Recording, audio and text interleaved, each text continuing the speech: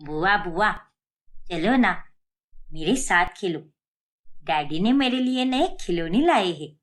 ओफो विहान, तुम भी ना। जब भी मैं यहाँ पर आती हूँ एकदम चुंबक की तरह चिपक ही जाती हूँ मुझसे। चलो ना बुआ, प्लीज। नहीं नहीं, मैं नहीं आने वाली कहीं खेलने। क्या बुआ, आप भी जाओ, मैं आपसे कट्टी हूँ।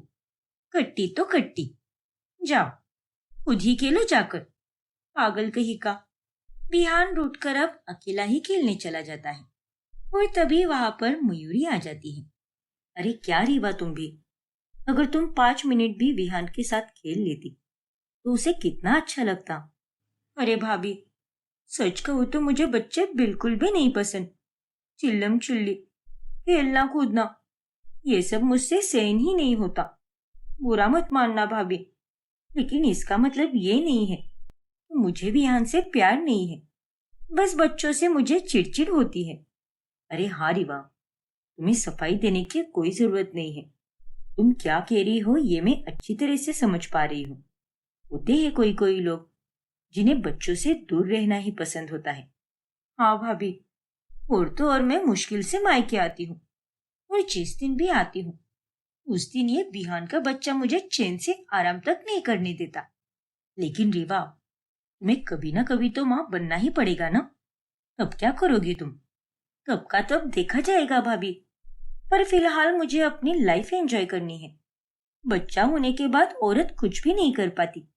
दिन के 24 घंटे बस उस बच्चे को ही संभालो, खिलाओ पिलाओ और उसकी सुसु पोटी साफ करो, उसका रोना धोना सहन करो।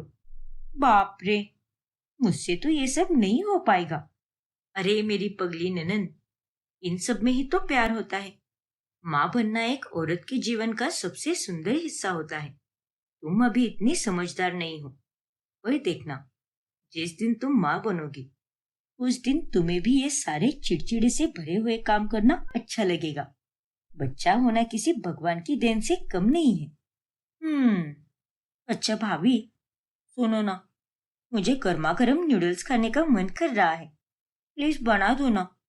और हाँ, रात में मेरे लिए हॉट चॉकलेट बनाना, और अपने बेटे से कहना कि मेरे हॉट चॉकलेट से तो दूर ही रहे, वरना वो मेरे से पहले ही उसे खत्म कर देगा।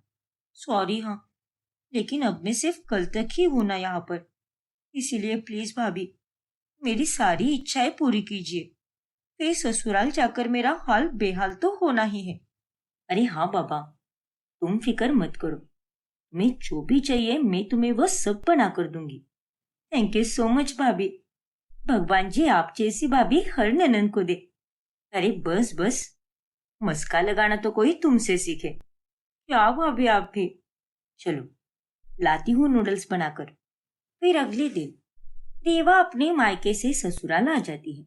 ससुराल में उसकी सास कावेरी, ससुर भानु और पति समर रहते हैं। ऐसे ही एक दिन जब रीवा की बुआ सास लतिका घर पर आती है, तभी ये लीजिए बुआ जी, आपके लिए गर्मा गर्म चाय, और साथ में मैंने ये पकौड़े भी बनाए हैं। शुक्रिया बहू। वैसे अब तेरी और समर की शादी को कितने साल हो गए हैं? 3 साल हो गए हैं बुआ जी। अभी हाल ही में हमारी शादी की तीसरी सालगिरह थी। अच्छा, 3 साल हो गए, लेकिन अभी तक कोई खुशखबर सुनने को नहीं मिली हमें। अरे कब तक देने वाली हो तुम हम सबको खुशखबर? वो बुआ जी, हे भगवान, मैंने तो दूध उबलने के लिए रखा था और गैस भी तेज आंच पर है। मैं अभी आती हूँ बुआ जी, वरना दूध उबल कर गिर जाएगा। अरे लेकिन रीवा लतिका के सवाल का जवाब दिए बिना ही रसोई में चली जाती है। अरे कावेरी, हमारे परिवार में लगभग सबके घर पर बच्चों की किलकारी गूंजती है। अब तेरा ही घर बाकी है। कब आएगी खुशखबर? तेरी बहू को देखकर तो नहीं लग रहा कि उसे माँ बनने में कोई रुचि भी है। अरे नहीं दीदी, ऐसा कुछ भी नहीं है। अरे अगर ऐसा कुछ भी नहीं है तो शादी के 3 साल तक भी उसने खुशखबर क्यों नहीं दी? अरे दीदी, वो क्या है ना, वो बहू और समर अभी एंजॉय कर रहे हैं। घूमना फिरना, एक दूसरे के साथ वक्त बिताना, अपने भविष्य की तैयारी करना। ये सब करने के बाद ही वो दोनों बच्चे के बारे में सोचेंगे। अरे ये कैसी तो बगैर सर पैर वाली बातें कर रही है। बच्चे सोचकर थोड़ी ना पैदा होते हैं। और अगर ये दोनों ऐसे ही सोचते रहेंगे तो सिर्फ सोचते ही रह जाएंगे। नहीं नहीं, ऐसा कुछ भी नहीं है। एक बार अगर बच्चा हो जाएगा फिर उन्हें ये सब करने का मौका ही नहीं मिलेगा ना। अरे पूरी जिंदगी पड़ी है, सब हो जाएगा। लेकिन अगर समय से बच्चा पैदा नहीं किया तो समाज में इज्जत की धज्जियां तो उड़ेगी ही, लेकिन आगे जाकर बहू को तकलीफ होगी वो अलग। इसीलिए इन बच्चों की बातों में आने की कोई जरूरत नहीं है। इन्हें कह दो कि जल्दी से बच्चा करो। जी दीदी, मैं उन दोनों को समझा दूंगी। फिर लतिका के जाने के बाद, देख बहू, आज तेरी वजह से तेरी बुआ सास मुझे कितना कुछ सुना कर गई है। पूरे खानदान में ऐसा एक भी जोड़ा नहीं है जिनका बच्चा नहीं हुआ हो। बस तेरे और समर का ही बच्चा होना बाकी है। अरे कब सुनाओगे हमें गुड न्यूज? अब तो मेरे भी कान तरस गए हैं दादी सुनने के लिए। हाँ माँ जी, मैं जानती हूँ, और हम दोनों भी प्लानिंग कर रहे हैं। बस हमें थोड़ा समय दीजिए। अरे और कितना समय चाहिए तुझे? और कितनी प्लानिंग करनी है तुम दोनों को? मेरे और तेरे पापा जी के स्वर्गवास होने की बात करोगी क्या बच्चा? ओफो माँ जी, आप ये कैसी बातें कर रही हो? शुभ शुभ बोलिए ना। अरे तो फिर मैं क्या ही बोलूं? मैं सब समझती हूँ। तुझे ही बच्चा नहीं चाहिए और तुझे बच्चे वैसे भी नहीं पसंद। हमेशा उनसे मुंह फेरती रहती है। लेकिन मेरी एक बात कान खोलकर सुन ले बहू, इस साल अगर तूने मुझे खुशखबर नहीं दी तो मुझसे बुरा और कोई नहीं होगा। रीवा काफी परेशान हो जाती है।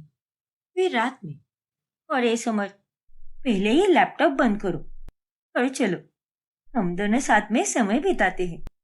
इतने दिन भी हो गए हैं, चलो ना। नहीं रीवा, तुम सो जाओ अब। मुझे काम करते करते 1 बज जाएंगे और ये प्रेजेंटेशन मुझे कैसे भी करके खत्म करना है, तभी जाकर मैं सो पाऊंगा। अरे यार, तुम ऑफिस में क्या हलवा बनाने जाते हो क्या, जो घर आने के बाद भी तुम्हारा ये ऑफिस का काम खत्म नहीं होता? अब क्या करूं रीवा, काम भी तो जरूरी है ना। अरे तुम तो बस काम ही करते रहो और मैं यहाँ तुम्हारी माँ के ताने सुनती रहती हूँ। तुम्हें तो कुछ भी सुनना नहीं पड़ता, लेकिन तुम्हारी माँ मेरे सर पर तांडव करती रहती है और दिन रात बस बच्चा ही पैदा करने के लिए कहती है। अब मैं अकेली थोड़ी ना बच्चा पैदा कर सकती हूँ, उसके लिए तुम्हारा होना भी तो जरूरी है। जानता हूँ रीवा, लेकिन सच में आज मुझे बहुत सारा काम है। हम बाद में एक दूसरे के साथ समय बिताएंगे ना, प्लीज रीवा। रीवा अब समर पर गुस्सा होकर सो जाती है। फिर अगले दिन जब वो किटी पार्टी में जाती है तभी, हाँ तनु, मैं भी मेरी श्लोक को उसी स्कूल में डालूंगी अगले साल। इस स्कूल में कुछ अच्छे से नहीं पढ़ाते हैं। मेरा श्लोक तो बस दिन ब दिन बिगड़ते ही जा रहा है। वही तो, मेरी पीहू भी ठीक से खाना नहीं खाती और ना ही ठीक से होमवर्क करती है। मैं तो परेशान हो गई हूँ उससे। हे भगवान, ये मैं कहाँ फंस गई। मायके और ससुराल में बच्चों के बारे में बातें कम हो रही थी, जो यहाँ पर अब मेरी सहेलियां भी किटी पार्टी में बस बच्चों के ही बारे में बातचीत कर रही है। इससे पहले कि मेरा ये सर फट जाए, मुझे यहाँ से निकलना चाहिए। रीवा वहां से निकल ही रही होती है कि उतने में उसकी सहेलियां उसे रोक लेती है। यार तनु, मुझे सच में एक बहुत ही जरूरी काम याद आ गया है, इसीलिए प्लीज बहन जाने दे मुझे। अरे बाद में कर ले काम, अभी हमारे साथ थोड़ी देर बैठ जा। अच्छा रीवा, ये बता, तू कब माँ बनने वाली है? हाँ रीवा, तेरी और समर की शादी को भी 3 साल हो गए हैं। अब जल्दी से माँ बन जा, नहीं तो बाद में समय निकल जाएगा। अरे यार बस भी करो तुम दोनों। जिसे देखो वो बस मुझे माँ बनाने के पीछे मरे जा रहा है। नहीं बनना मुझे माँ। तुम लोग तो बन चुके हो ना, तो तुम अपने बच्चों के साथ खुश रहो, लेकिन मुझे बख्श दो। अरे अब इसे अचानक से क्या हो गया? अब रीवा गुस्से में वहां से चली जाती है और उसकी ये हालत देखकर समर को भी बहुत बुरा लगता है। माफ करना रीवा, मैं पिछले कुछ दिनों से तुम्हें ठीक से समय ही नहीं दे पा रहा, लेकिन गेस व्हाट, मुझे अब 5 दिनों की छुट्टी मिली है और इसी के चलते अब हम दोनों घूमने जाएंगे। क्या? सच में? हाँ रिवा, मैंने सारी बुकिंग्स भी कर दी है। अब बस तुम जल्दी से पैकिंग करो। फाइनली इतने लंबे समय के बाद हम दोनों एक साथ होंगे। Thank you Samar, love you so much. Love you too Riva. Riva और समर अब दोनों घूमने जाते हैं और वहां जाकर ढेर सारा प्यार भरा समय बिताते हैं। ऐसे ही 1 महीना बीत जाता है, जिसके बाद रिवा को उल्टी जैसा महसूस होता है। ये मुझे क्या हो रहा है? क्या मैं माँ बनने वाली हूँ? मुझे अपनी मन की तसल्ली के लिए टेस्ट कराना चाहिए। फिर रिवा घर में ही प्रेगनेंसी टेस्ट करती है, पर रिजल्ट देखकर वह चौंक जाती है। ये क्या हुआ रिवा? खुश खबर है ना? नहीं समर, मैं नहीं हूँ प्रेग्नेंट। क्या? लेकिन ऐसे कैसे हो सकता है रिवा? हमने तो पूरी प्लानिंग की थी इस बार। पता नहीं समर।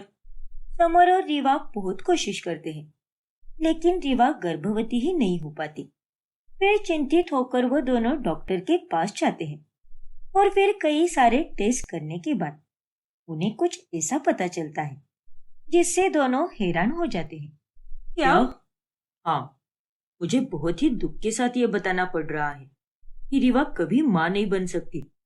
नहीं, ऐसा नहीं हो सकता। अब मैं घर पर क्या जवाब दूंगी? समर, सबने कितनी उम्मीदें रखी थी मुझसे और अब सबका दिल दुखेगा। डॉक्टर, आप कहीं गलत रिपोर्ट्स तो नहीं पढ़ रहे ना? नहीं रिवा, ये रिपोर्ट्स तुम्हारी ही है और रिपोर्ट्स के अनुसार कुछ साल पहले तुम्हारे एक्सीडेंट होने के कारण तुम बांझ हो चुकी हो। I am really sorry. Rewa और समर को बहुत दुख होता है और फिर घर आने के बाद अब क्या होगा रीवा? हमारे घर वाले तो एकदम पुराने ख्यालात के हैं। वो सरोगेसी, टेस्ट ट्यूब या एडॉप्शन, इन सब के खिलाफ होंगे। उन्हें अपना ही बच्चा चाहिए होगा। हाँ समर, मुझे भी कुछ समझ नहीं आ रहा। और ये सब मेरे ही साथ होना था क्या?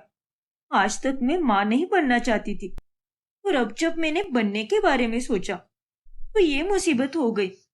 देखो रीवा, मुझे लगता है कि हमें घर वालों को सब कुछ बता देना चाहिए और उन्हें कहना चाहिए कि अपनी उम्मीदें छोड़ दे और सच्चाई को स्वीकार करे। अरे तुम सटिया गए हो क्या समर? इस बात से हमारे घर वालों को कितना दुख होगा, सोचा भी है क्या तुमने? हाँ तो अब हम क्या करें रीवा? मेरे पास एक आइडिया है। कैसा आइडिया? झूठी प्रेगनेंसी का नाटक। क्या? हाँ समर, हम घर वालों को ये बताएंगे कि मैं गर्भवती हूँ, लेकिन असल में तो मैं बस नाटक करूंगी। तो फिर बच्चा कहाँ से आएगा? क्या तुम भी समर?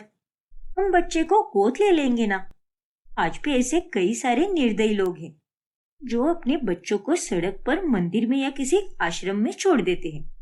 हम वहीं से बच्चे को गोद ले लेंगे और उसे ही पालेंगे और सबको यही लगेगा कि वो बच्चा हमारा ही है। पर रीवा, तुमने अपनी चालाकी से ये नाटक सोचा तो है, लेकिन इसे 9 महीने तक करते रहना बहुत मुश्किल होगा। जानती हूँ समर, लेकिन हमें अपने परिवार के लिए ये सब तो करना ही होगा।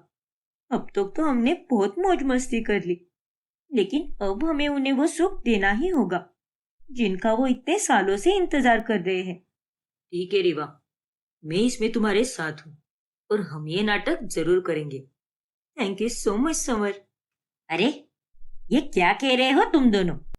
दरवाजे पर खड़ी कावेरी को देखकर समर और रीवा एकदम से हैरान हो जाते हैं।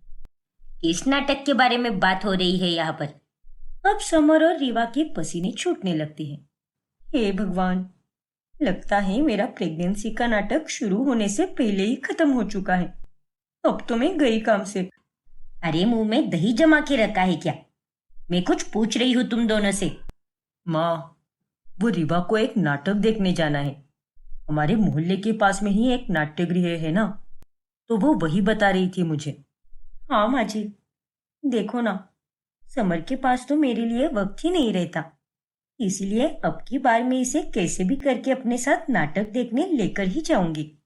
अच्छा, लेकिन सच में इसी बारे में बात हो रही थी ना? हाँ माँ जी। और किस बारे में बात करेंगे हम दोनों? और आपसे क्या छुपाना माँ, आप भी ना बेवजह डिटेक्टिव बनकर शक करने लगती हो। अच्छा बाबा ठीक है, पर ये नाटक वाटक देखने की जगह पर एक दूसरे को भी समय दिया करो। अब तुम दोनों कोई दूध पीते हुए बच्चे नहीं हो जो तुम्हें समझाना पड़े। बहुत वक्त बीत चुका है, अब इस घर में भी बच्चे की किलकारी गूंजनी चाहिए। क्यों समर? हाँ माँ। इतना कहकर कावेरी वहां से चली जाती है, जिसके बाद वो दोनों राहत की सांस लेते हैं। थैंक गॉड कि माँ जी ने कुछ भी नहीं सुना, वरना हमारा प्लान तो कामयाब होने से पहले ही बिगड़ जाता। हाँ रीवा, लेकिन अब ये नाटक शुरू करने का समय आ गया है। फिर एक हफ्ते के बाद रीवा अचानक से उल्टी आने का नाटक करती है। रीवा तुम ठीक तो हो ना? क्या बात है भाई, बहू ने कुछ बाहर का खा लिया था क्या? अरे समर के पापा, ये बाहर के खाने के कारण नहीं, ये किसी और चीज के कारण हुआ है। लगता है आज हमारे घर पर खुशखबर आने वाली है। और फिर रीवा सबको आकर बताती है कि वो प्रेग्नेंट है। क्या? अरे वाह, मुझे तो विश्वास ही नहीं हो रहा कि मैं दादी बनूंगी। सुना आपने समर के पापा, आप दादा बनोगे। हाँ कावेरी, मैंने भी अभी टेस्ट किया है। बधाई हो समर, हम दोनों आखिरकार मम्मी पापा बनने वाले हैं। हाँ रीवा, तुम्हें भी ढेर सारी बधाई। अब भानु और कावेरी की खुशी का कोई ठिकाना ही नहीं होता। रीवा के मायके में भी सभी खुश हो जाते हैं और रीवा की माँ लीला और भाभी मयूरी उससे मिलने चली आती है। चलो अच्छा हुआ रीवा, जो आखिरकार तुम भी माँ बनने वाली हो। हाँ भाभी। मैं तो बहुत खुश हूँ लाडो। मुझे तो इसी बात की चिंता थी कि तू और दामाद जी बच्चे के बारे में कब सोचोगे। चलो अब अच्छा ही हुआ, सब सही समय पर अच्छे से हो गया। हाँ माँ, सच कहूँ तो मैं भी बहुत खुश हूँ। हाँ, थोड़ी बहुत तकलीफ हो रही है, पर उस तकलीफ में भी बहुत मजा आ रहा है, प्यार है। और भाभी, आपकी बात अब मुझे समझ आ रही है धीरे धीरे। मैंने कहा था ना रीवा, वक्त के साथ तुम जरूर समझ जाओगी। रुकिए, मैं आप दोनों के लिए चाय और नाश्ता लेकर आती हूँ। अरे बेड बेड, उसकी कोई जरूरत नहीं है। ये देख, मैंने इन दोनों के लिए चाय और नाश्ता बना दिया है। अरे लेकिन माँ जी, आपने ये सब क्यों किया? हाँ काकी जी, आपने इतनी दिक्कत क्यों ली? मैं बना देती ना नाश्ता। अरे कोई बात नहीं, और उसमें क्या होता है, मैं इतनी भी बूढ़ा नहीं गई हूँ। मेरे हाथ पांव अभी भी सही सलामत हैं। वैसे भी अब अपनी बहू की सेवा नहीं करूंगी तो कब करूंगी? आखिर मेरी बहू मुझे जीवन का सबसे बड़ा तोहफा देने जा रही है। हाँ समधन जी, ये बात तो एकदम सच कही आपने। इस तरह से वो चारों नाश्ता करते हैं और खूब गप्पे लड़ाते हैं। फिर एक दिन, अरे समर, तुम्हारा कॉल खत्म हुआ कि नहीं? हमें हॉस्पिटल जाने में देरी हो रही है। तुम और तुम्हारा ऑफिस का काम नाक में दम करके रख देते हो यार। आ रहा हूँ बाबा, बस 1 मिनट। चल बहू, तब तक हम दोनों बाहर गेट पर रुकते हैं। समर बाहर ही आ जाएगा। लेकिन माँ जी, आप कहाँ जा रही हो? अरे कहाँ जा रही हो का क्या मतलब है? मैं तुम दोनों के साथ अस्पताल चल रही हूँ। आज तेरा पहला चेकअप है ना, इसीलिए। क्या? लेकिन माँ, आप क्यों आ रही हो वहां पर? घर पर ही रुकिए ना। लेकिन बेटा, मुझे भी इच्छा है आने की। ओफो माँ जी, वहां अस्पताल में कोई लड्डू पेड़े नहीं बांट रहा। हम तो बस चेकअप करने जा रहे हैं। हाँ मैं जानती हूँ, इसीलिए चल रही हूँ तेरे साथ। अरे कल को अगर समर किसी काम में व्यस्त रहा और तेरे साथ चेकअप के लिए ना चल पाया तो मैं आऊंगी तेरे साथ। इसीलिए मुझे भी सब पता होना जरूरी है। अरे नहीं माँ, आप चिंता मत कीजिए, ऐसा कभी नहीं होगा।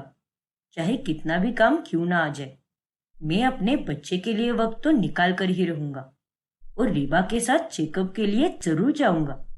और वैसे भी आपके घुटनों में पहले से ही काफी दर्द हो रहा है, इसीलिए आप घर पर ही रहिए। लेकिन बेटा, मैंने कहा ना माँ, मैं सब देख लूंगा, आप चिंता मत कीजिए। अच्छा तो ठीक है, फिर तुम दोनों जाकर आओ। लेकिन हाँ, डॉक्टर को सब अच्छे से बताना। हाँ माँ जी, जरूर। रीवा और समर घर से निकल जाते हैं। हे भगवान, अगर आज माँ जी हमारे साथ चलती तो ना जाने क्या हो जाता समर। वही तो, पर अब हम कहाँ पर जाएं? चलो पास के ही पार्क में जाकर बैठते हैं। वही दूसरी तरफ घर पर। अरे, ये तो समर का बटवा है और वो पागल तो इसे घर पर ही भूल गया। अब बिना पैसों के अस्पताल कैसे जाएगा ये? ज्यादा दूर नहीं गए होंगे वो दोनों। लाओ, मैं देकर आता हूँ उन्हें वो बटवा। नहीं नहीं, आप घर पर ही रुकिए, मैं देकर आती हूँ। फिर कावेरी गेट के बाहर निकलती है और वो रीवा और समर को पीछे से आवाज लगाती है। समर, बहू, रुक जाओ, बटवा लेते जाओ। समर। लेकिन उन दोनों को कावेरी की आवाज सुनाई नहीं देती और वो दोनों पार्क में जाकर आराम से बैठ जाते हैं। वाह, ये गुड़िया के बाल कितने टेस्टी होते हैं ना। मैं बचपन में इसे बहुत खाया करती थी। अरे वाह, मुझे भी ये बहुत पसंद थे। अरे नालायको, मैं कब से तुम दोनों को आवाज लगा रही हूँ। कानपुर में हड़ताल हो रही है क्या तुम दोनों के? पार्क में इस तरह कावेरी को देखकर वो दोनों बहुत घबरा जाते हैं। अरे माँ, आप यहाँ पर? अरे उल्लू के पट्टे, ये देख, तेरा ये बटवा, इसे तू घर पर ही भूल गया था। ओ तेरी। अरे इसे ही देने के लिए मैं भागी भागी चली आई यहाँ पर, लेकिन तुम दोनों को तो अस्पताल जाना था ना, तो फिर तुम दोनों यहाँ पार्क में बैठकर ये गुड़िया के बाल क्यों खा रहे हो? वो माँ जी, वो। अरे माँ, रीबा को अचानक से घुटन महसूस होने लगी और कुछ मीठा खाने का भी बहुत मन किया। इसीलिए मैंने सोचा कुछ देर पार्क में ही रुक जाते हैं और यहाँ पर मुझे वो गुड़िया के बाल वाला दिखा, तो फिर उससे ही हमने गुड़िया के बाल ले लिए। हाँ माँ जी, लेकिन आप खामोखा यहाँ तक क्यों आई माँ?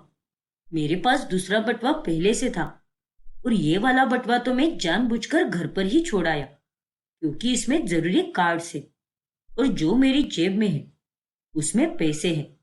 हे भगवान, अब जाने दे।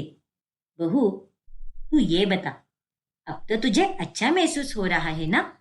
तू कहे तो मैं तेरे लिए कुछ मीठा बना देती हूँ घर पर। चल वापस, चेकअप शाम में करा लेना। अरे नहीं माँ जी, आप कुछ भी मत बनाइए। अब मुझे अच्छा लग रहा है और मैं पूरी तरह से ठीक हूँ। आप जाइए। अरे लेकिन अब जब मैं आधे रास्ते तक आ ही गई हूँ, तो चलती हूँ ना तुम दोनों के साथ अस्पताल में। अरे नहीं माँ जी, आप यहाँ से ऑटो पकड़कर घर चले जाइए और जब मैं घर आऊंगी तब मुझे पंजरी खाना है। तब तक आप पंजरी बना दो। ठीक है बहू, तो फिर तो जल्दी जाकर आ, तब तक मैं तेरे लिए पंजरी बनाकर रखती हूँ। जी माँ जी। इस तरह रीवा कावेरी को वापस भगा देती है। बाप रे, अभी तो बस शुरुआत है रीवा। हम 9 महीने कैसे करेंगे ये नाटक? हर कदम पर मुश्किल है। डरो मत समर, हम सारी मुश्किलों को पार कर लेंगे। सकारात्मक सोच रखो और जो नाटक कर रहे हैं उसे जारी रखो। अरे वाह, लेकिन अब चलो, हमें यहाँ से निकलना होगा। हम कहीं दूर जाते हैं, जहां पर माँ तो क्या, हमारी जान पहचान में से कोई भी ना देख पाए हमें। हाँ समर, चलो यहाँ से। गर्भवती होने का नाटक करते हुए अब रीवा को बहुत आराम मिलता है और घर के ज्यादातर काम कावेरी ही करती है। अरे बहू, ये तो क्या कर रही है? अब तो गर्भवती है और ऐसे में इतना वजनदार सामान उठाएगी तो बच्चे को हानि हो सकती है। चल, छोड़ दे ये काम। पर माँ जी, आपको इस तरह घर का सारा काम करते हुए देखकर मुझे बिल्कुल भी अच्छा नहीं लग रहा। अरे बहू, इतना भी क्या सोच रही है तू? जा, अपने कमरे में जाकर आराम कर। ठीक है माँ जी, शुक्रिया मेरी सेहत का इतना ध्यान रखने के लिए। फिर रीवा अपने कमरे में जाकर मस्त लेटकर टीवी देखने लगती है। वाह, क्या लाइफ हो चुकी है मेरी। बच्चा आने के बाद थोड़ा काम बढ़ जाएगा, लेकिन इन 9 महीनों में मुझे तो फुल ऑन आराम मिल रहा है। काश ये प्रेगनेंसी 9 महीने की जगह 90 महीने की होती, तब क्या ही मजा आ जाता। मुझे तो कोई काम करने की नौबत ही नहीं आती। ऐसे ही एक रोज रीवा अपने कमरे में नाच रही होती है। तभी वहां पर अचानक से मयूरी आ जाती है और वो रीवा को नाचते हुए देखकर एकदम से हैरान रह जाती है। अरे भाभी, आप यहाँ पर? हाँ रीवा, लेकिन तुम इस तरह से क्यों नाच रही हो? अब तुम गर्भवती हो, तुम्हारा दिमाग तो ठिकाने पर है ना? हाँ भाभी, मेरा दिमाग एकदम सही चल रहा है, लेकिन गर्भवती होते हुए नाचने में क्या प्रॉब्लम है? देखो रीवा, भगवान ना करे, लेकिन बच्चे को अगर कुछ कम ज्यादा हो गया तो? ओफो भाभी, ऐसा कुछ भी नहीं होगा। मुझे डांस करना पसंद है और मैंने तो मेरे डॉक्टर से भी पूछा है इस बारे में, और उन्होंने ही कहा है कि नाचने से बच्चे पर कोई असर नहीं पड़ेगा। इट्स टोटली फाइन भाभी। क्या? डॉक्टर ने ऐसा कहा? हाँ भाभी, आप चिल करो। अच्छा ये बताओ, आज आप अचानक से यहाँ पर कैसे आई? अकेले आई हो या माँ भी आई है आपके साथ? अरे नहीं रीवा, माँ जी की तबीयत कुछ ठीक नहीं लग रही थी, इसलिए वो घर पर ही है। लेकिन मैंने तुम्हारी पसंद के पकवान बनाए थे, इसीलिए इन्हें डब्बे में भरकर लेकर आई हूँ तुम्हारे लिए। वाह वाह वाह, क्या खुशबू आ रही है! मेरे मुंह में तो पानी आ रहा है भाभी। अरे तो फिर देर किस बात की? चलो, मैं परोस देती हूँ तुम्हें। ठीक है भाभी। अब मयूरी रीवा को पकवान परोस कर देती है और रीवा बड़े ही चाव से वो सब खाती है। ऐसे ही 3 से 4 महीने बीत जाते हैं और रीवा अब अपने पेट में तकिया लगाने लगती है। बाय गॉड रीवा, अरे तुम तो सच में गर्भवती लग रही हो। ऐसा लग ही नहीं रहा कि तुमने तकिया लगाया हुआ है।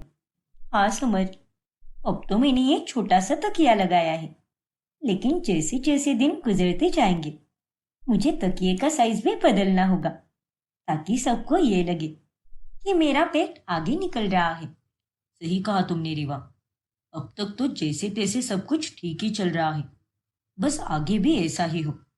एक बार हम बच्चा गोद ले लेंगे, उसके बाद तो तुम्हें नाटक करने की कोई जरूरत नहीं।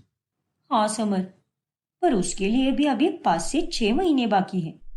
अब रीवा सबके सामने तकिया लगाए रहती है और अपने कमरे में वापस आने पर वो तकिया निकाल कर रहती है।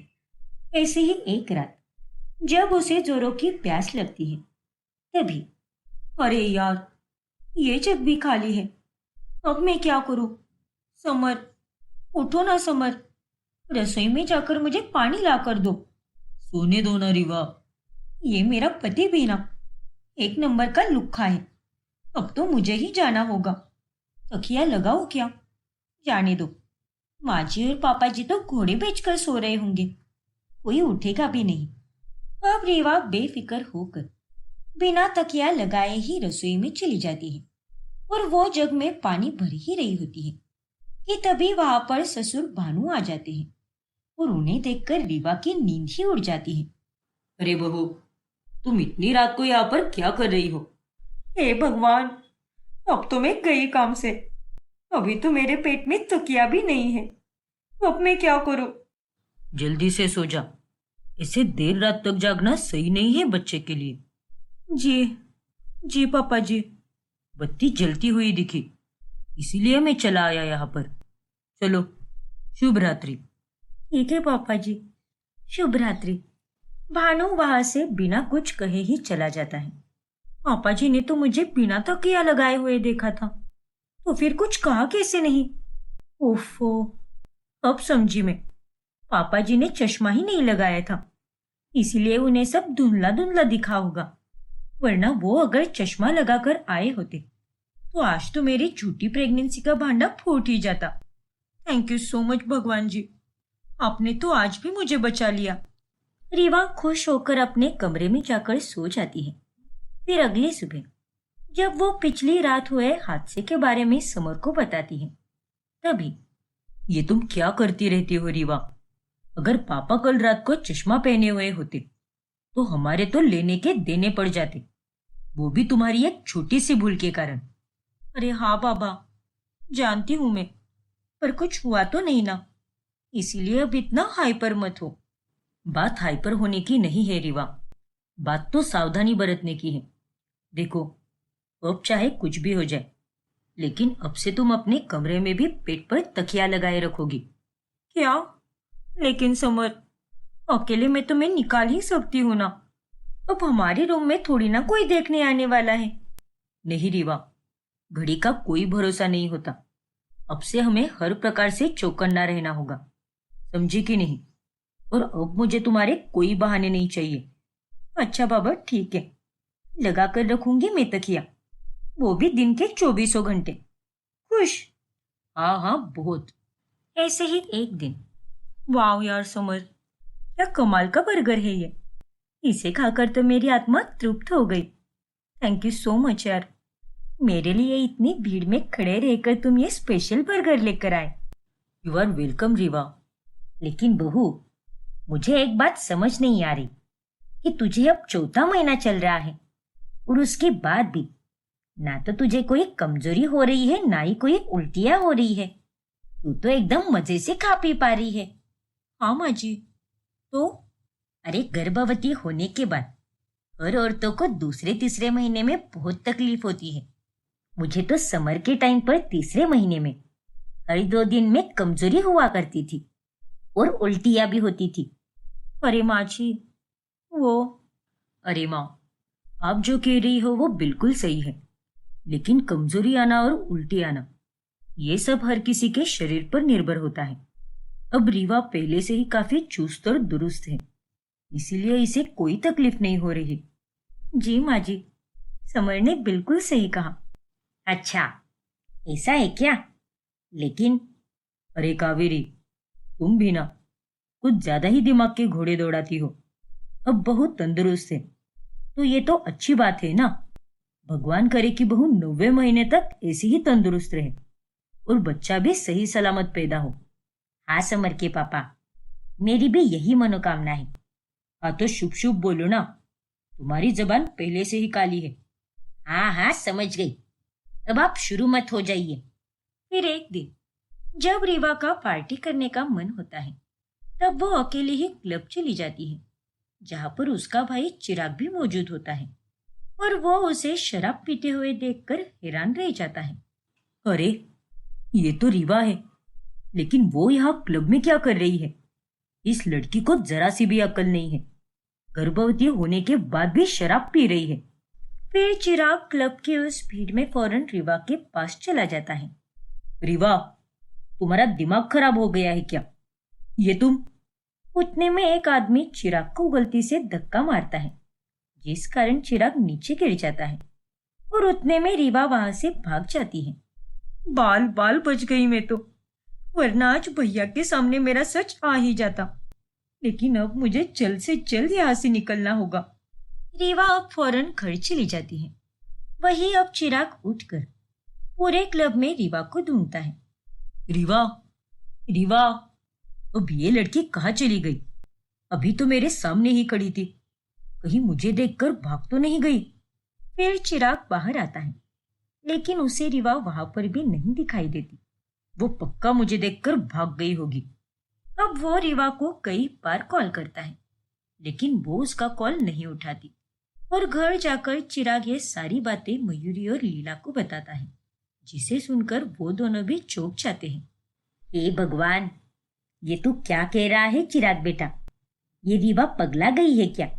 गर्भवती होते हुए भी वो शराब पी रही थी। बाप रे, क्या बोलूं मैं इस लड़की को। लेकिन क्या तुम्हें पूरा यकीन है चिराग कि वो लड़की रीवा ही थी? हाँ मयूरी, मेरी आंखें धोखा नहीं खा सकती। वो 100% रीवा ही थी यार, और वो अब मेरा कॉल ही नहीं उठा रही। एक काम करो माँ, आप उसे कॉल करो, देखना वो आपका कॉल जरूर उठा लेगी। हाँ बेटा, अभी लगाती हूँ मैं फोन। फिर लीला रीवा को कॉल लगाती है तो वो अपनी माँ का कॉल फौरन उठा लेती है। ये सब तू क्या कर रही है बेटा? तेरे भाई ने अभी तुझे थोड़ी देर पहले किसी क्लब में देखा। अरे तू इस हालत में शराब क्यों पी रही थी? माँ, स्पीकर पर रखिए फोन। क्या? अरे माँ, मैं तो सुबह से कहीं बाहर भी नहीं गई हूँ, तो भैया ने मुझे क्लब में कैसे देखा होगा? और मैं इतनी भी बेवकूफ नहीं हूँ जो प्रेगनेंसी के दौरान क्लब जाकर शराब पीऊं। झूठ मत बोल रीवा, मैंने तुझे देखा था, लेकिन उतने में एक आदमी ने मुझे धक्का मारा और मैं नीचे गिर गया। और मैं वापस जब उठा तो तुम वहां पर थी ही नहीं। तू तो मौका देखकर 9-2-11 हो गई, इसलिए ज्यादा चालाक मत बन। ओफो भैया, मैं कह रही हूं ना आपसे, मैं वहां पर नहीं थी। और अगर आपको इतना ही शक है तो आप समर से भी पूछ सकते हैं। मैं सुबह से घर पर हूँ। शायद आपने नशे में किसी और को देखा होगा और आप उसे मुझे समझ बैठे। नहीं रीवा, मैं इतने भी नशे नहीं करता। लेकिन भैया, अब आप ही बताइए, मैं शराब कैसे पी सकती हूँ? अब सवाल मेरे बच्चे का है। मैं कह रही हूं ना कि मैं क्लब में थी ही नहीं। और वो लड़की आप जिसे रीवा समझ रहे हो, वो कोई और ही होगी जो थोड़ी बहुत मेरी तरह दिखती होगी। कभी कभार गलत फहमियां हो जाती हैं। भाभी, आप ही समझाइए ना भैया को। हाँ चिराग, अब रीवा इतना कह रही है तो सच ही होगा ना। वो भला हमसे झूठ क्यों बोलेगी? रीवा बचकानी हरकतें करती है, लेकिन वो जरूरी समय पर समझदारी भी दिखाती है। और वो ऐसी हालत में शराब पीने की भूल कभी नहीं करेगी। मुझे उस पर पूरा भरोसा है। अच्छा ठीक है, कोई बात नहीं। रीवा, तू आराम कर, कोई टेंशन मत ले। शायद मुझे ही कोई गलतफहमी हुई होगी। इट्स ओके भैया। इस तरह से रीवा इस बार भी जैसे तैसे बच जाती है। माफ करना भैया, आज मुझे आपको गलत साबित करना पड़ा, जबकि आप सच्चे थे। लेकिन मैं भी मजबूर हूं भैया। मुझे ना चाहकर भी ये नाटक करना ही पड़ेगा, फिर चाहे इसके लिए मुझे कितने भी झूठ क्यों ना बोलने पड़े। कावेरी अब दिन रात काम कर करके थक जाती है। अरे माँ जी, आज शाम में चाय के साथ अगर ब्रेड पकौड़े मिल जाते तो मजा ही आ जाता। ठीक है बहू, अभी बना देती हूँ।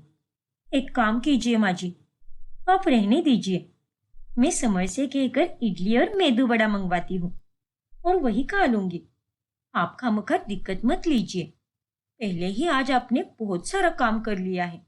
अरे नहीं बहू, ऐसा कुछ भी नहीं है। इतना भी काम नहीं किया है मैंने, और ना ही मैं कोई थकी हुई हूँ। सच कह रही हूँ। तू बेफिक्र रहे बेटा, और बिंदास फरमाइशें कर। मैं तेरी सारी फरमाइशें पूरी करूंगी। थैंक यू सो मच माँ जी। इस लड़की ने तो मुझे परेशान करके रख दिया है, लेकिन अब क्या करें? अपने आने वाले पोता या पोती के लिए ये सब तो मुझे करना ही पड़ेगा। खैर, कोई बात नहीं। मैं जानती हूँ बुढ़िया कि तू मेरे साथ सिर्फ 9 महीनों तक ही अच्छी बनकर रहेगी और उसके बाद फिर से अपनी औकात पे आकर मुझ पर हुक्म चलाएगी। इसीलिए इन 9 महीनों में मैं तुझसे इतने सारे काम करवाऊंगी कि तू इन सबको कर करके थक जाएगी। मैं तो चुन चुन के बदला लूंगी। ऐसे ही थोड़े दिनों के बाद रीवा कुछ समय के लिए अपने मायके रहने चली जाती है। और तभी, ये देखो रीवा, आज मैंने तुम्हारे लिए क्या बनाया है। भंडारे जैसे कद्दू की खट्टी मिट्टी सब्जी और साथ में पूरियां बनाई है। अरे नहीं भाभी, दूर लेकर जाइए इसे। मुझे अभी खट्टा मीठा खाने की बिल्कुल भी इच्छा नहीं है। क्या? ओ तेरी, ये मैंने क्या बोल दिया? प्रेगनेंसी में तो लड़कियों को खट्टा मीठा खाने की कितनी इच्छा होती है। सच में मैं तो एकदम बुद्धू हूँ। अरे रीवा बेटा, तेरे खाने पीने का तो मुझे कुछ समझ ही नहीं आ रहा। गर्भवती औरतों को तो ज्यादातर खट्टा ही पसंद आता है, लेकिन तू है कि खट्टा खाने से साफ साफ मना कर रही है। वही तो। अरे तुम्हारा चाल चलन और खाना पीना देखकर ऐसा बिल्कुल भी नहीं लगता कि तुम पेट से हो। अरे ऐसी कोई बात नहीं है भाभी। दरअसल मैंने अपने ससुराल में हद से ज्यादा ही खट्टा खा लिया था, इसलिए अब मुझे मीठा खाने का मन कर रहा है। इसीलिए मैं आपसे कह रही हूँ भाभी कि ये खट्टा खाना मुझसे दूर लेकर जाइए। अच्छा, तो ये बात है। हाँ भाभी, और सॉरी, आपने इतनी मेहनत से मेरे लिए ये सब बनाया और मैंने खाने से मना कर दिया।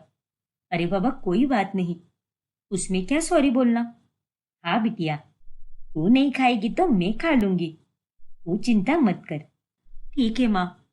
अच्छा आप एक काम कीजिए, पूरी के साथ मुझे थोड़ा श्रीखंड दे दीजिए। ठीक है रीवा, अभी देती हूँ। फिर रात में जब रीवा अपने कमरे में समर से फोन पर बात कर रही होती है, तभी अरे हाँ बाबा, तुम फिक्र मत करो, नाटक एकदम सही से चल रहा है। हाँ, बाय। उतने में वहां पर दूध लेकर मयूरी आती है और वो उसकी बातें सुन लेती है। भाभी, आप यहाँ? मैं तो डर गई आपको देखकर। माफ करना रीवा, मुझे नॉक करके अंदर आना चाहिए था। अरे क्या भाभी, आप भी ये कैसी बातें कर रही हो? प्लीज मुझसे माफी मत मांगिए, और आपको नॉक करके आने की कोई जरूरत नहीं है, क्योंकि ये आपका ही कमरा है। वैसे रीवा, तुम कौन सा नाटक कर रही हो? क्या नाटक? वैसे दूसरे की बातें तो सुननी नहीं चाहिए, पर मैंने गलती से सुन लिया। तुम नंदोई जी से किसी नाटक के बारे में बात कर रही थी ना? नाटक एकदम सही चल रहा है, ऐसे ही कुछ बोला था तुमने। अच्छा वो, हाँ, मैं उन्हें डांट लगा रही थी। देखो ना भाभी, जब से मैं यहाँ पर आई हूँ, उन्होंने ठीक से खाना भी नहीं खाया है, इसीलिए उन्हें कह रही थी कि एकदम सही नाटक चल रहा है तुम्हारा। अच्छा, तो ये कह रही थी तुम? ये पति लोग भी ना ऐसे ही होते हैं। बीवी के बिना तो ये अपनी टाई भी नहीं बांध पाते। ना जाने कब सुधरेंगे ये लोग। वही तो। अच्छा ये लो, ये काजू बादाम वाला दूध बनाकर लाई हूं मैं, इसे पी लो, वरना बातों बातों में ये ठंडा हो जाएगा। ठीक है भाभी, रख दीजिए, मैं बाद में पी लूंगी। रीवा को दूध देकर मयूरी वहां से चली जाती है। ना जाने कब खत्म होंगे ये 9 महीने। इस नाटक को करते करते मेरा तो जीना दुश्वार हो गया है। 24 घंटे बस झूठ पे झूठ बोलकर मैं पागल ही हो जाऊंगी। फिर अगली सुबह, और बेटा, बच्चा अभी हाथ पैर मारता है कि नहीं? हाँ माँ, बच्चा बहुत ज्यादा शरारती है। कल ही उसने किक किया था और मुझे बहुत अच्छा महसूस हुआ, और आज तो वो लगातार किक किए जा रहा है। क्या सच में? अरे वाह, मैं भी महसूस करना चाहती हूँ। लेकिन माँ, वो। फिर लीला रीवा के पेट पर हाथ लगाने के लिए उसके पास आती है और रीवा अब बहुत घबरा जाती है। नहीं माँ, नहीं नहीं नहीं, अब मैं क्या करूं? अगर माँ ने हाथ लगा लिया तो वो समझ जाएगी कि मैंने पेट पर तकिया लगाया हुआ है। अब लीला रीवा के पेट को छूने ही वाली होती है कि तभी रीवा झट से चिल्ला पड़ती है। माँ, मुझे उल्टी जैसे हो रहा है। क्या? हे भगवान! फिर रीवा फौरन बाथरूम चली जाती है। मैं तो बाल बाल बच गई। अगर माँ मेरे पेट को हाथ या कान लगाती तो उन्हें महसूस हो जाता कि मेरे पेट पर तकिया लगाया हुआ है। अरे बिटिया, तू ठीक तो है ना? दरवाजा क्यों बंद किया? मैं तेरी पीठ पे हाथ फेरती तो तुझे आराम मिलता ना। अरे नहीं माँ, मैं ठीक हूँ। इस तरह रीवा का भांडा फिर से एक बार फूटने से बच जाता है। अब तो मेरा लगभग 7वां महीना होने आया है, तो मैं अब अपना मैटरनिटी शूट कराऊंगी, ठीक उसी तरह जैसे आजकल की बाकी प्रेग्नेंट औरतें करती हैं। हे भगवान, ये आजकल की औरतें भी ना। अरे भाभी, आप तो ऐसी बातें कर रही हो जैसे कि आप पता नहीं कितने ही पुराने जमाने की हो। अरे कर लो बाबा, कर लो, अपनी मन की सारी इच्छाएं पूरी कर लो। वैसे भाभी, वैसे आप तो बहुत ही अच्छा मेकअप करती हो, इसलिए उस दिन भी आप ही मेरा मेकअप करना, और मैं बाहर किसी से शूट करवा कर पैसे खर्च नहीं करने वाली। आप ही मेरी फोटोज खींच देना, घर के घर में ही शूट करेंगे। ठीक है रीवा, जैसा तुम कहो। अब रीवा अपना पेट दिखाते हुए फोटोशूट करती है और वो अब सारे फोटो सोशल मीडिया पर पोस्ट कर देती है। बहुत बोल रही थी ना वो मेरी नालायक सहेलियां। अब देखना, मेरा ये प्रेगनेंसी फोटोशूट देखकर सबके सब जल जल कर राख हो जाएगी। अब रीवा की गोद भराई का दिन आ जाता है, जिसके लिए वह बहुत अच्छे से सजती है। पूरा घर सजाया जाता है और पूरा परिवार एक साथ आता है। अरे वाह, इतनी प्यारी लग रही है मेरी बहू। तुझे और तेरे बच्चे को किसी की नजर ना लगे। ये ले बहू, तेरा शगुन। वाह, इतने सारे तोहफे और मिठाइयाँ, वो भी फ्री फंड में। इस नाटक के चलते तो मेरे दिन दुगनी और रात चौगुनी हो गई। क्या कहा? ओ तेरी, ये गड़बड़ी में मैंने क्या बोल दिया। ओफो रीवा, तू भी ना एक नंबर की छल्ली है। रीवा के मुंह से ये बात सुनकर सबके सब एकदम चौंक जाते हैं। ये रीवा भी ना एक दिन मुझे मरवा कर ही मानेगी। ये तू क्या बोल रही है बहू? कौन से नाटक के चलते? वो सॉरी माँ जी, वो मैं बहुत ही ज्यादा खुश थी ना, इसीलिए कुछ भी बोल गई।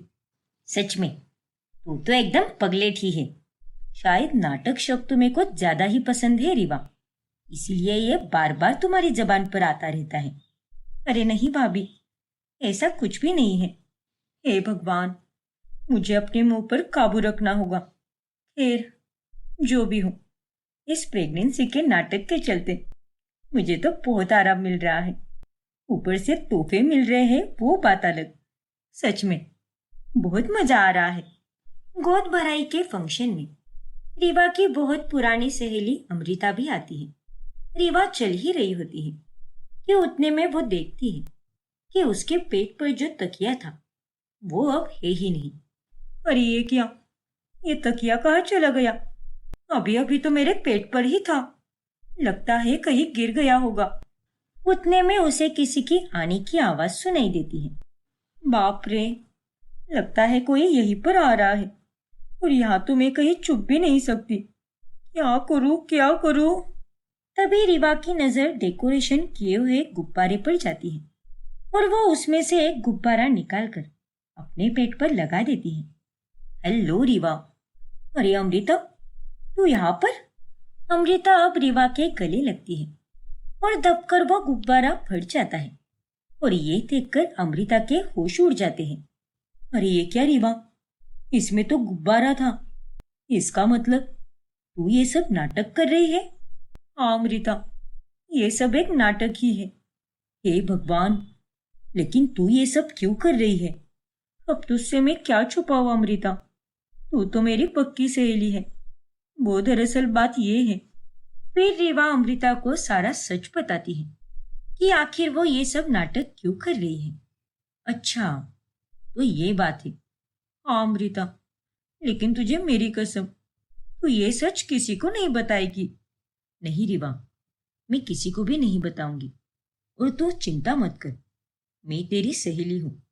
और वैसे भी तू जो कुछ भी कर रही है वो अपनों की खुशी की खातिर कर रही है, तो उसमें गलत कुछ भी नहीं है।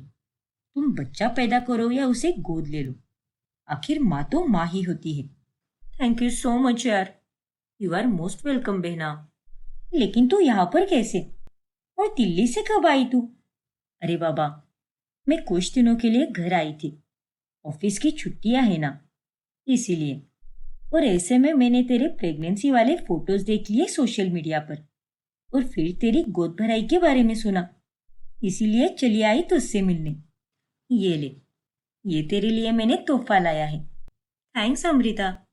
अब ऐसे ही दिन बीतते जाते हैं और 9वां महीना शुरू हो जाता है। देखते ही देखते 9वां महीना भी आ गया।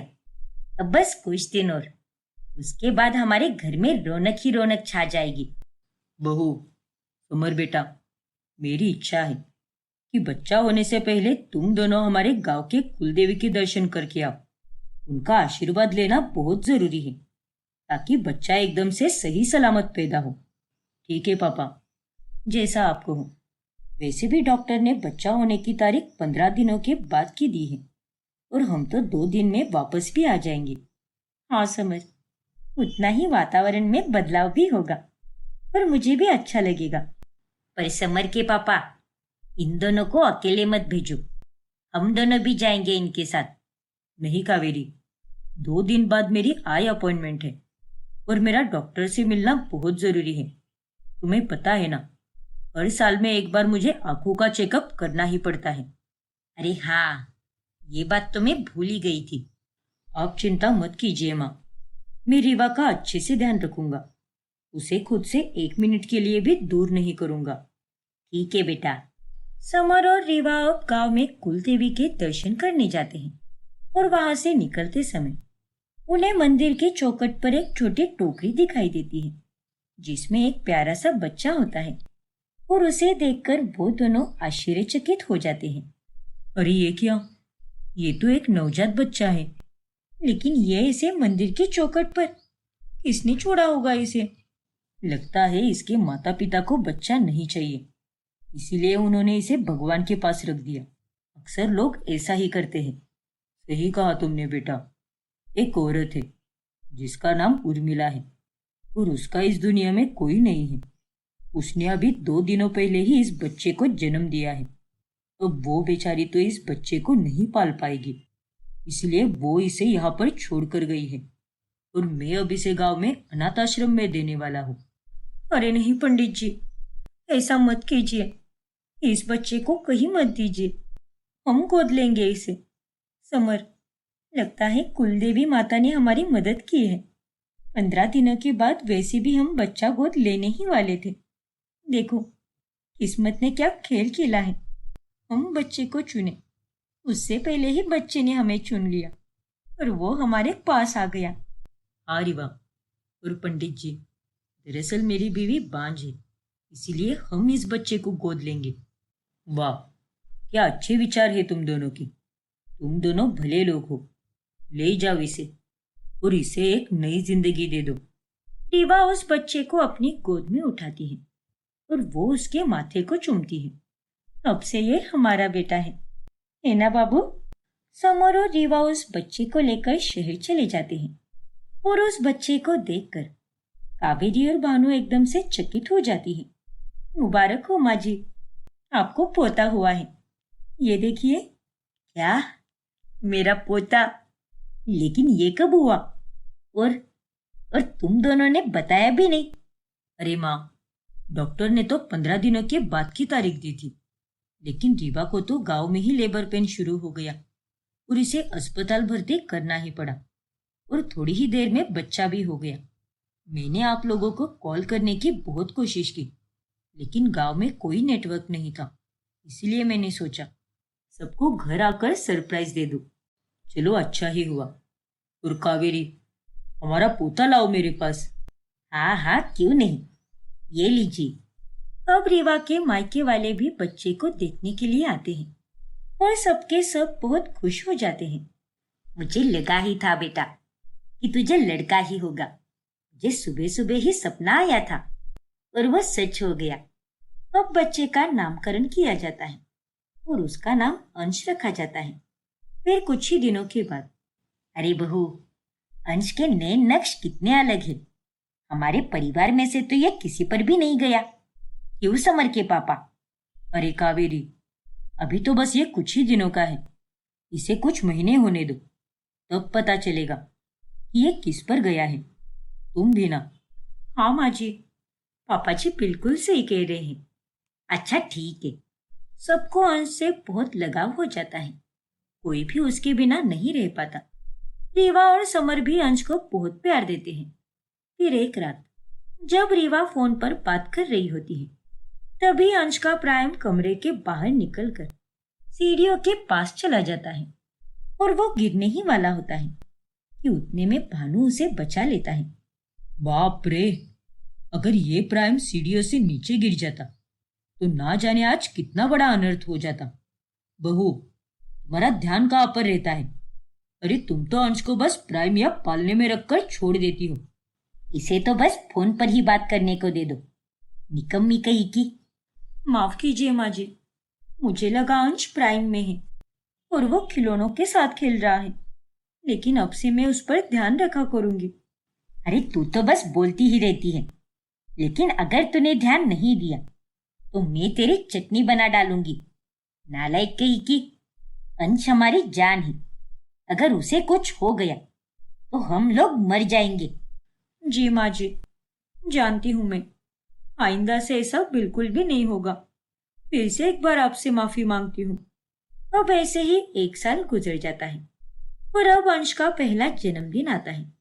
तभी अचानक से कावेरी को उसकी गांव की सहेली राजेश्री का कॉल आता है। बधाई हो कावेरी, तेरे पोते का पहला जन्मदिन है ना। उसे जन्मदिन की ढेर सारी शुभकामनाएं। मैंने स्टेटस देखा तुम्हारा, जो तुमने व्हाट्सएप पे लगाया था। धन्यवाद राजश्री। मैं अब थोड़े ही दिनों के बाद अंश को लेकर गांव आने वाली हूँ, कुलदेवी के दर्शन के लिए। वैसे कुलदेवी से याद आया, जब 9वें महीने में तुम्हारी बहू यहाँ पर आई थी, तब मैं भी मंदिर में मौजूद थी और मैंने सब कुछ देखा था।